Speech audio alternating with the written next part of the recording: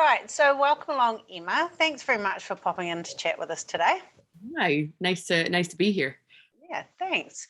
So we'll talk a little bit just sort of about your journey in golf, but you actually started playing golf in Scotland where you grew up. So tell us how different that is to sort of playing in New Zealand, other than the cold weather, right? Yeah, definitely the cold weather is a factor.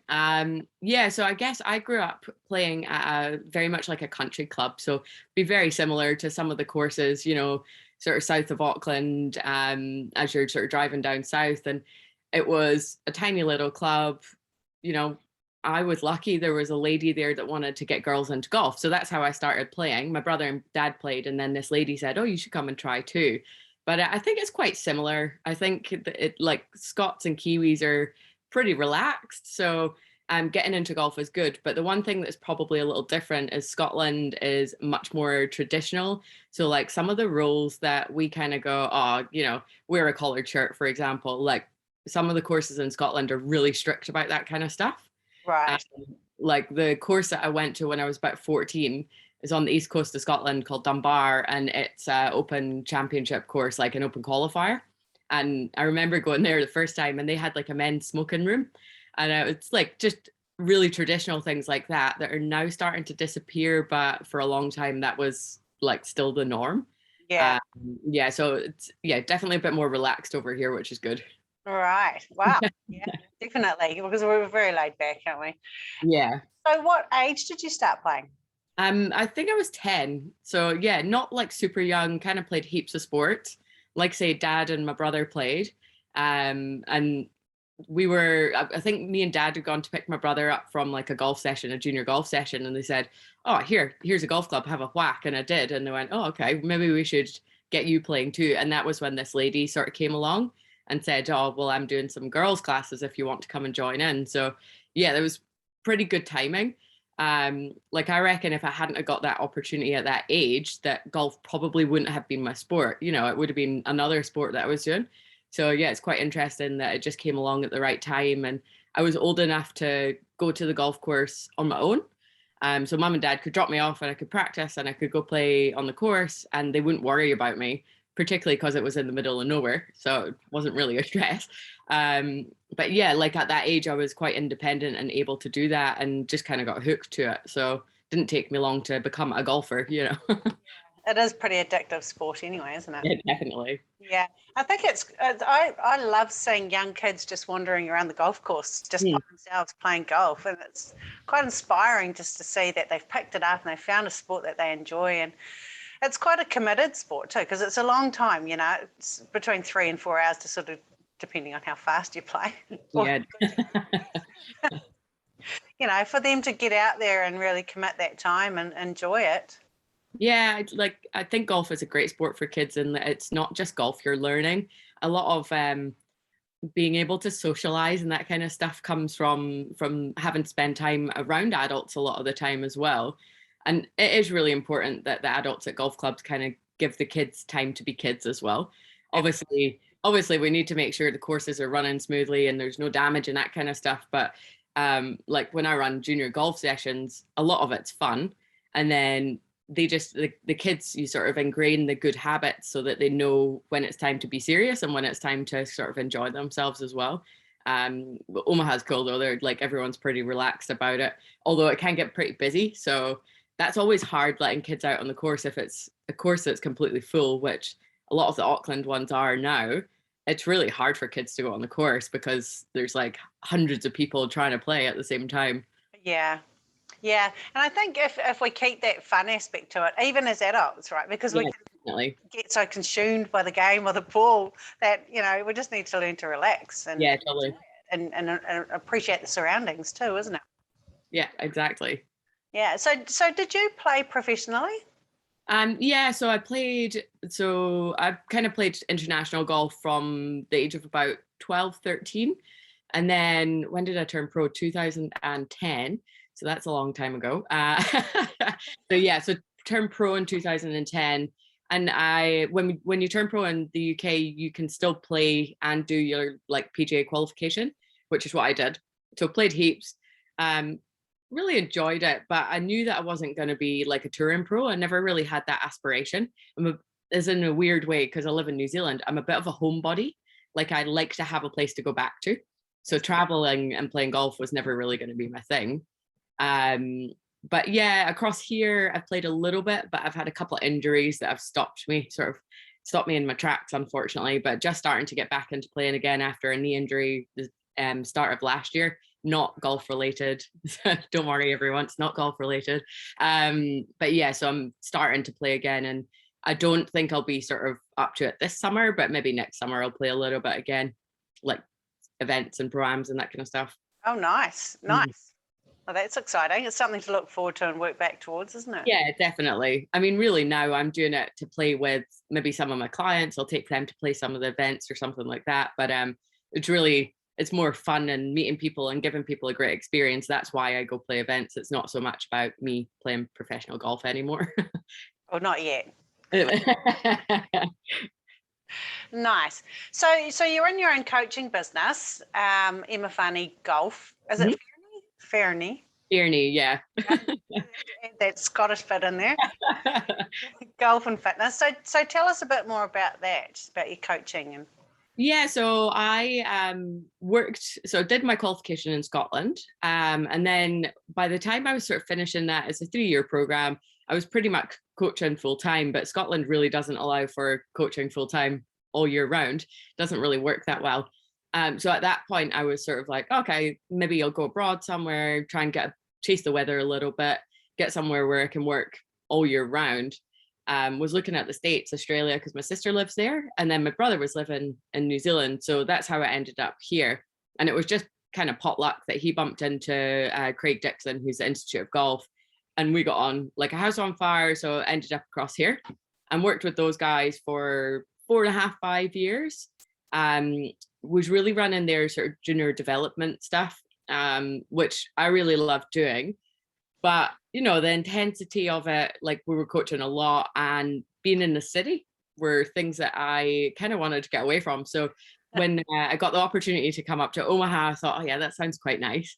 So for me, being out of the city, I am a country girl after all. It was a good chance to get out and try and build my own thing as well. And fitness has always been something, like just sport in general for me, is something that I'm very passionate about. So I was a CrossFit coach for a little bit at the start of when I started the business up, sort of supplemented it with a bit of CrossFit coaching.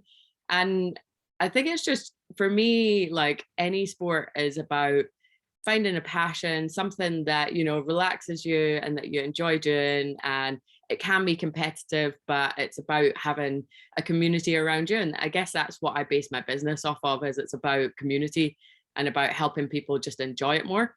And part of that is obviously improving their golf. You know, they're going to enjoy it more if they improve the golf. But yeah, the community side of things is kind of where I focus myself and building those relationships. So yeah, I've been based up at Omaha now for 2.5 years. Was working at a few different courses at the start, you know, fingers in a few pies and all that, but now getting to the point where it's pretty steady up here. Started to build up a good group of like juniors, big group of ladies, which has been super fun. I'm sure we'll talk about that more later. And, you know, working with a lot of the members at Omaha and surrounding golf clubs, so Warkworth, Wellsford, all those sort of areas. And I still have clients that come up from Auckland as well that have been with me since the start. So yeah, that's always a good sign. Yeah. And yeah, like I say, for me, it's those relationships are the important ones. You build those up, and like say, if the golf improves alongside, that's a nice bonus as well. Absolutely. And I guess for those Aucklanders, Omaha's a nice trip, isn't it? It's not really that far away. Yeah, it's not too bad. And a lot of people have family in sort of within the area, or they come up for holidays in the summer. So then it becomes a bit easier to be able to do that as well. So as part of the golf and fitness, so what are the sort of things that we can do to improve our fitness to play golf? So, you know, there must be sort of key areas other than just cardio fitness, you know, walking those hills. Look, I think fitness, when you think about fitness in the context of golf, really covers an awful lot of things, because there's sort of the mental fitness, you know, that mental stamina. There's the cardio side and the strength side. Ultimately, it comes down to like good core and fundamental movement. For me, those are the big things, you know, like make sure you can do the fundamental movements. For example, a squat. Can you do it?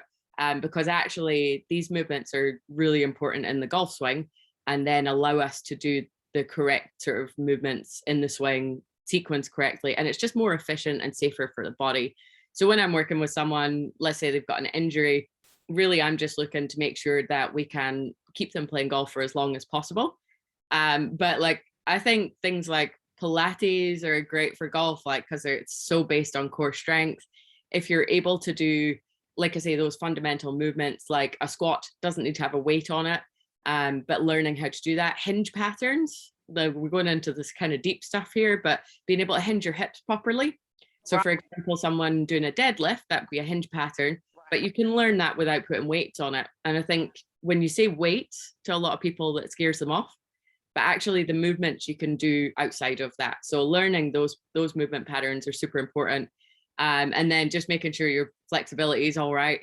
You know, yeah, that's always helpful. Especially, like, I guess, as some of us are coming in at an older age, or well, not necessarily older, but you know, after kids or something like that. Sometimes sort of a group of women that are coming in anyway, or just for that space, right? We may have been not so mobile, or we may have been. Yeah. And I think just trying to play golf with some of our limitations. Absolutely. Working around those, and then sort of increasing those range of movements. Because I guess sometimes, you know, that sometimes you can do Pilates and stretching and things like that, and it's just to open up. Definitely. You need to work in, isn't it? Yeah, definitely. And I think there's a lot to be said for having some form of routine to stretch. You know, it doesn't have to be heaps and heaps. I think we get caught up in thinking it's got to be like an hour-long program, you know, and sometimes it doesn't need to be that. It can be 10 minutes every morning and you're done. And it adds up, you know, it'll add up really quickly. So yeah, just keeping fit and healthy, and, you know, the usual, drink enough water, get enough sleep. You know, these things are all really, really important to helping you learn better and learn faster. And like say, injury prevention at the end of the day is number one priority, keeping people fit and healthy and making sure they can get out there and enjoy themselves. Yeah. And so touching on fit and healthy, what are some really good snacks that you might put in your bag while you're wandering around? Yeah, good question, because a lot of people sort of go, oh, you know, I've got Mars bar or something like that, and you go, sorry, Moro across here, isn't it?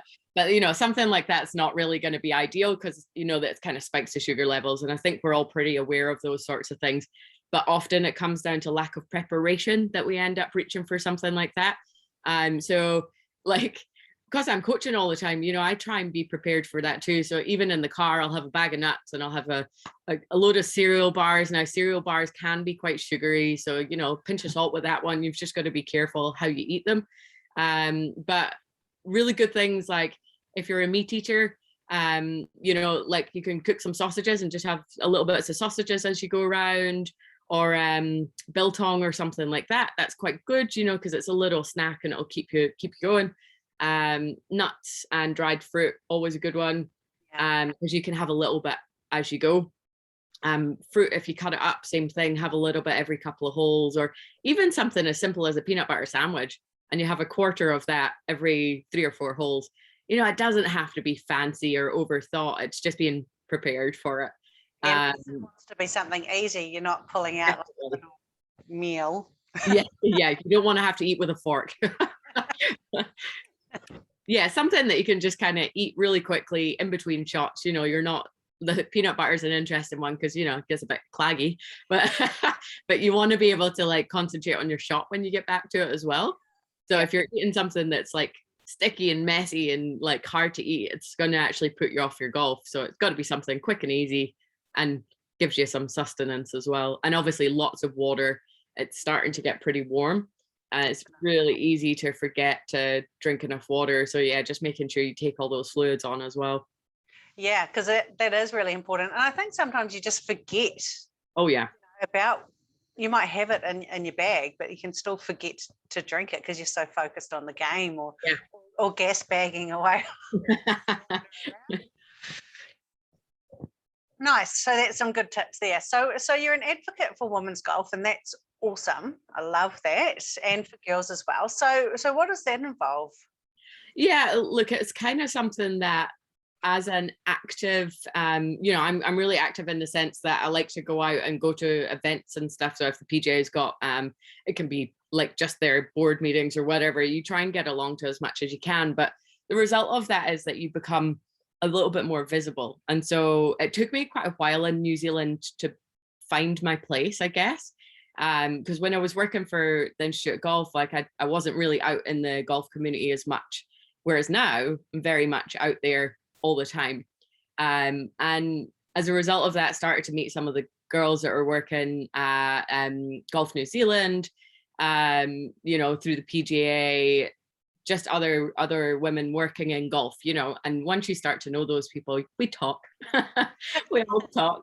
But basically Emily Davidson, who's Golf New Zealand, sort of said to me, oh, we're getting this steering group going because we've got a plan for women and girls in golf over the next few years, and would you like to be involved? And of course I was straight in there because I really feel like I kind of owe it back to golf a little bit to kind of give back. And I can see how like when I'm working with the girls that up at Omaha and the women's classes that I run, like it's so important that as women we have hobbies as well and we can get out and do something for us.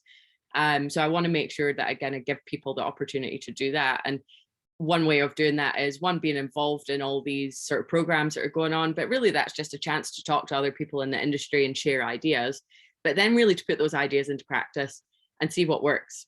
And if it doesn't work, try something new and figure out something that's going to work better, and then go back to people and say, this is what I did and it was amazing. And when you talk together like that, it really brings about a new sort of feel about it. People start trying different ideas and not being scared to try those ideas. So yeah, that's kind of where it's all started. And I guess as part of that, like I say, the visibility for me is that now people will come and talk to me and say, do you want to do this? And like I say, I'm quite happy to put my hand up most of the time to go out, and whether it's speaking at events or a magazine article, whatever it is, I'm happy to put myself out there and hopefully to role model for some of the younger generation, but just to show other women that it's okay to, it's a male dominated industry, but it's okay to put yourself out there and to show that you're doing good stuff as well. Absolutely. And that's awesome. And I think there's been a huge surge in women, starting to play golf. Oh, massively. Yeah. Yeah. And so there's, what do you think are some of the barriers? I mean, than men, men dominant sort of sport, or trying to learn off your husband, or they've always got something that they want to add. But what are some of the other barriers that you think that we need to look at and address? Yeah, look, it's quite interesting. I'm sure there will be some men listening to this, but I think that the biggest one that sort of came out of the research that was done was that when women walk into golf clubs, they just don't feel welcome. They feel quite uncomfortable. And I think that's a number of factors. Like it's been a boys' club for a long time, right? Like golf has been a bit of a boys' club. And that's just the nature of it so far. And I think the best thing we can do is educate people, find people, women or men, who are willing to champion for women's golf.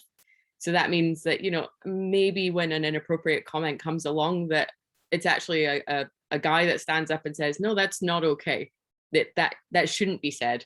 And that's a really tough one, because obviously, people have got their friend groups and there's loyalties there as well. But I think it's really important that we build that understanding as well. But really that we give women as many opportunities as possible to start. And to start with their friends, I would say, is a big one. I mentioned the word community earlier a lot. I think once you build that community, it's much easier, because they're not having to ask for help all the time, because they've always got someone that they can say, hey, do you want to play golf with me? And it might just be that they've got one buddy who plays golf, but that's their buddy, and that's cool. They get out there and they play. Yeah. So, yeah, I think that's the big thing, is like finding that community. And the other thing actually just popping into my head is, we all run She Loves Golf classes, and it's a 6-week program, let's say. But I think the missing link is often getting everyone on the course. because it's all very good and well learning how to hit a ball in a range, but we all know it's very different on the golf course. And there's a lot of extra factors that come into it, you know, rules, speed of play, other people, lots of things that make it different and harder and quite intimidating at the start. So getting the girls out on the course in a safe space is really important. To run in things like twilight golf for women, it's a pretty good way of doing it, because then you can play different formats, you can make it really relaxed and casual. And then slowly, what I've found is I always start with like really like much easier rules, team formats, Ambrose, Canadian foursomes, that kind of stuff. And before I know it, they're saying, oh, we want to play our own golf ball. Oh, brilliant, cool, go for it. If you feel ready, go for it. And then they go, oh, I'm maybe going to hand in a scorecard. Okay, cool, hand in a scorecard. And that's when you start really introducing some of the rules and speed of play and all that stuff, because you know that they're going to be out playing when other people are playing golf as well. So yeah, it's got to be a pathway. It can't just be, here's how to hold a club and off you go. It's got to be like, okay, and so once you can hold the club, this is how we then pick different clubs. And now this is how we get out on the course and play 9 holes, not just throw them out there to the sharks, as it were. And I think that She Loves Golf has been awesome for connecting women. And I think there was just recently, Claire might have put up, and next week we can actually start playing. Yes. Yeah, I saw that. Yeah. And I think as soon as somebody asks that, you get a trail of people that actually really do want to play. And it's a great way of finding just other people to connect with. And it's a great platform for being able to connect with other people. And that's what I love so much about golf, is just meeting new people, and it's fun. Yeah, definitely. I mean, yeah, you meet lots of different characters, young, old, men, women. Like, you know, there's a lot of stories out there on the golf course, and it's just great that we can share that together. You know, it's such a social environment. It's very cool to be part of that. Yeah. So what are your, so do you run a She Loves Golf platform of 6 weeks? So I do She Loves Golf, but that's like my base sort of thing that I run. So I do a She Loves Golf beginner program, which this term, let's call it, is 8 weeks. Right. With COVID, it's all been a little like kind of mixed up. It's not the way I was planning on running it, but look, we've had to adapt to that, and that's all good. And then normally I would run twilight golf for the women on a Friday, and that's sort of linked to the back of the Omaha Golf Club's Bailey's Twilight. So our normal twilight golf, I almost run it on the back of that. But that's not going to happen at this stage. So what I did instead was I created a level 2 She Loves Golf. So I've actually got 2 groups for that. So I've got 1 group of beginners and 2 groups of, you know, let's call it intermediate. So they've been playing golf for the past year. They did the beginner program initially, and now they're ready to move into kind of the next step. But again, it's like that pathway. And as soon as I'm able to try and get them on the course, I will. At the moment, the best option for that is I've been connecting with the 9-hole ladies coordinator, let's call her. And we've been talking lots, and she's going to communicate with these girls who are ready to go play.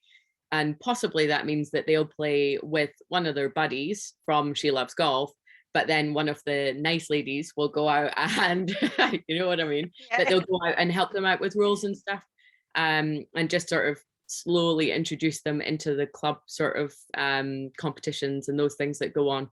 Because initially they wouldn't be brave enough to step into that, but they're all handing in scorecards and playing golf on their own. They've been out during COVID, you know, in their bubbles. And yeah, so I think it's a good next step for them to take. And they don't need me to hold their hand forever. They want me to, but they don't need me to. I'm facing that fear and just getting out there and having fun. Yeah, so just slowly starting to help them get sort of integrated into the club a bit more, really, is the next step from that. That's awesome. Yeah, so it's been good fun, and run those She Loves Golf sixes events as well. Again, it's going to be really hard this year. All of our events have been pushed back, so probably going to struggle to do that. But look, I'll do the best I can, try and figure out a date, whether it's midweek or something. Normally I try a weekend so that people could get up, but this year is going to be a bit of a nightmare reorganizing stuff. Yeah. Oh, definitely. So, so if people want to jump on board, so you're mainly basing yourself at Omaha these days because you're so busy. Yeah, trying to sort of base myself there, occasionally in the sort of Warkworth area as well, but really Omaha is that's my home now. Nice. That's awesome. So, this has been really awesome, and I think it's really exciting to try and think of maybe we can do some of those things sort of around the coast here. We've got access to Golf HQ and some of the other golf courses as well. Yeah. So my coach, Luke Perry, is now your fiance. Yeah, Luke Farrell, yeah. Yeah, sorry, what did I say? Luke, yeah. So what him, don't tell anyone. So congratulations. Thank you. When is the big day? So we're getting married February 26th. So hoping that things are a little bit more back to normal by then. Nice. My folks are currently trying to get their visa to get to Australia with the hope that they can then get here eventually. So wow. Yeah, so fingers crossed that'll all work out. But like I say, this year's is what it is, and we're just excited to get our friends and family together and have a bit of a party. Yeah, absolutely. It'd just be nice to be able to get together with everyone, isn't it? Definitely. Awesome. So we'll just start wrapping it up with a few questions that I do normally ask people. What is your favorite golf course? Ooh, I am biased towards Scottish golf courses for sure. I think my favorite one's probably Royal Dornoch, which is sort of northeast of Scotland. And I've had rounds of golf there as a kid. I remember playing there and losing 13 golf balls in one round. And then the next day scoring like level par, and I was like 13 years old. So it's one of those courses where if the wind gets up, it can be it can be pretty tough. Is it similar to a links course kind of thing? Yeah, it's a very much a links course with lots of gorse bush and heaps of bunkers. And like I say, when the wind gets up, it just can totally change the way the course plays. Right. Awesome. Yeah, it's really cool. You should have a look at it. I can't wait to sort of travel again and just play different golf courses, because I just started this year, and I think the exciting thing is sort of Christmas, looking forward to that, and just going and playing different golf clubs and getting away for a while. Yeah, I think we're pretty lucky as well, because like you can travel around the country clubs in New Zealand and it's like $20 to play, and you just turn up, like park your minivan or whatever you've got, like, and go play golf and then continue on the way up the road. And it's it's pretty cool to be able to do that. Yeah, definitely. So what about your favorite golf club? Like in my golf bag? This is probably weird, but probably 8 or 9 iron. I don't know why. Okay.